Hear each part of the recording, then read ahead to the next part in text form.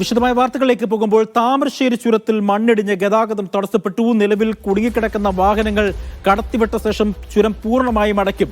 മണ്ണ് നീക്കാനുള്ള ശ്രമങ്ങൾ പുരോഗമിക്കുകയാണ്.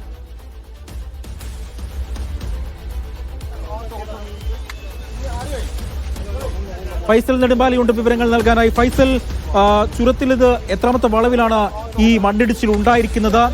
ഇതുവഴിയുള്ള ഗതാഗതം പൂർണ്ണമായും തടസ്സപ്പെട്ട സാഹചര്യത്തിൽ മറ്റു ബദൽ മാർഗങ്ങൾ എങ്ങനെയാണ് നടപ്പാക്കാൻ ഉദ്ദേശിക്കുന്നത്? പ്രധാനമായും വയനാടിനെ സംബന്ധിച്ചോ കോഴിക്കോട് ജില്ലയെ ബന്ധിപ്പിക്കുന്ന പ്രധാനപ്പെട്ട ഒരു പാത, അന്തർ സംസ്ഥാന പാത, പ്രധാനപ്പെട്ട ഒരു പാത, അത് അടയ്ക്കുമ്പോൾ വലിയ രീതിയിലുള്ള പ്രതിസന്ധികളൊക്കെ ഉണ്ടാകും. നിലവിലത്തെ അവിടുത്തെ ഒരു സാഹചര്യം എങ്ങനെയാണ് ഫൈസൽ?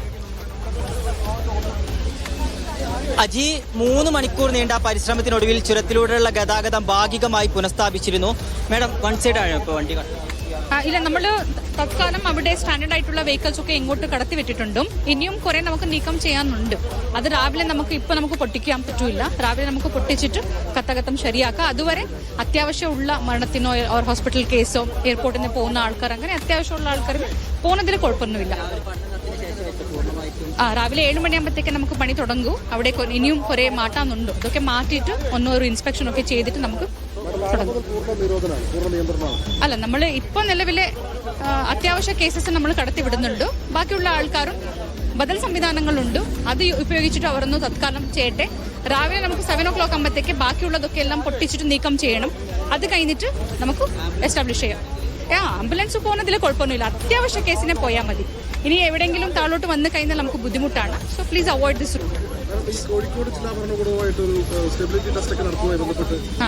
അതെ, നമുക്ക് ഇനി ഫുൾ കംപ്ലീറ്റ് ചുരം നമുക്കൊരു സ്റ്റെബിലിറ്റി ടെസ്റ്റ് നമുക്ക് ചെയ്യേണ്ടതുണ്ട്. അതിനി അടുത്ത ദിവസങ്ങളിൽ നമുക്ക് ചെയ്യാം. പിന്നെ അനാവശ്യമായിട്ട് ആൾക്കാർ ഇത് കാണാനോ ഫോട്ടോ എടുക്കാനോ സെൽഫി എടുക്കാനോ ദയവായി വരാറുത്. അതൊരു അഭ്യർത്ഥന. Thank you. അജി, ഇപ്പോൾ ജില്ലാ കളക്ടറാണ് ഇപ്പോൾ നമ്മോട് സംസാരിച്ചത്. ജില്ലാ ഭരണകൂടത്തിന്റെ ഭാഗത്ത് നിന്ന് പറയുന്നത് അനാവശ്യ യാത്രകൾ ചുരത്തിലൂടെയുള്ളത് ഒഴിവാക്കണം. ആംബുലൻസ് ഉൾപ്പെടെയുള്ള അത്യാഹിത വാഹനങ്ങൾ ഉണ്ടെങ്കിൽ ചുരത്തിലൂടെ കടന്നു പോകാമെന്നുള്ളതാണ് ഇപ്പോൾ പറയുന്നത്. രാവിലെ 7 മണിക്ക് മുതൽ ഈ പ്രവൃത്തികൾ പുനരാരംഭിക്കും. നിലവിൽ ചുരത്തിൽ കുടുങ്ങിക്കിടക്കുന്ന വാഹനങ്ങൾ മാത്രം കടത്തിവിടും. ബാക്കി പൂർണ്ണമായും ചുരം അടച്ചിടുന്ന ഒരു അവസ്ഥയിലായിരിക്കും പോവുക. മണ്ണ് പരിശോധിച്ച് പൂർണ്ണമായും ചുരം സുരക്ഷിതമാണ് എന്ന് ഉറപ്പുവരുത്തിയ ശേഷം മാത്രമേ ചുരത്തിലൂടെയുള്ള ഗതാഗതം ഇനി പുനഃസ്ഥാപിക്കുകയുള്ളൂ എന്നുള്ളതാണ് ജില്ലാ ഭരണകൂടത്തിന്റെ ഭാഗത്തു നിന്ന് പറയുന്നത്. ഇന്ന് വൈകിട്ട് 6:45 കൂടിയാണ് ഇത്തരത്തിൽ ചുരത്തിലുള്ള വലിയ തരത്തിലുള്ള ഒരു മണ്ണിടിച്ചിൽ ഉണ്ടായത്. ഭാഗ്യം കൊണ്ട് മാത്രമാണ് വലിയൊരു അപകടം ഇവിടെ ഒഴിവായിട്ടുള്ളത്. തലനാരിഴക്കാണ് ഒരു ബൈക്കുകാരൻ ചുരത്തിൽ നിന്ന് രക്ഷപ്പെട്ടത്. ഇത് ആദ്യത്തെ സംഭവമല്ല. ഏറ്റവും പ്രധാനപ്പെട്ട ഒരു കാര്യം, മാസങ്ങൾക്ക് മുമ്പ് സമാനമായ രീതിയിൽ ഇത്ര വലിയ അപകടമൊന്നുമല്ലെങ്കിൽ കൂടി ചെറിയ തരത്തിലുള്ള മണ്ണിടിഞ്ഞുകൊണ്ട് ബൈക്ക് യാത്രക്കാർക്കുൾപ്പെടെ പരിക്ക് പറ്റുന്ന ഒരു സാഹചര്യമൊക്കെ മുമ്പ് നിലനിന്നിരുന്നു. ഇത് ഇന്നിപ്പോൾ ശക്തമായ മഴയൊന്നും പെയ്യാതെയാണ് ഇത്തരത്തിലുള്ള ഒരു വലിയ അപകടം ഇവിടെ ഉണ്ടായിരിക്കുന്നത് എന്നുള്ളതാണ് പ്രധാനപ്പെട്ട കാര്യം. ഒരു 6:45 ശക്തമായ മഴയൊന്നും ഇന്ന് 2 ദിവസങ്ങളിലായിട്ടൊന്നും വയനാട്ടിൽ പെയ്യുന്നില്ല എന്നുള്ളത് പ്രധാനപ്പെട്ട ഒരു കാര്യമാണ്.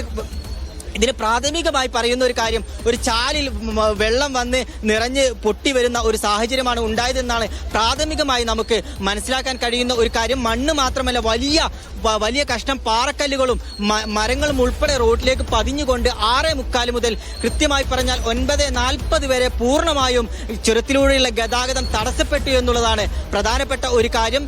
ഈ അപകടം നടന്ന സമയം മുതൽ തന്നെ ഫയർഫോഴ്സ് ഉൾപ്പെടെയുള്ള സംവിധാനങ്ങൾ ഉപയോഗിച്ചുകൊണ്ട് മണ്ണ് നീക്കം ചെയ്യുന്നതിനുള്ള നടപടികളാണ് ആരംഭിച്ചത്. 3 മണിക്കൂറിന് ശേഷമാണ് ഇപ്പോൾ ഭാഗികമായെങ്കിലും ചുരത്തിലൂടെയുള്ള ഗതാഗതം പുനഃസ്ഥാപിക്കാൻ കഴിഞ്ഞത്.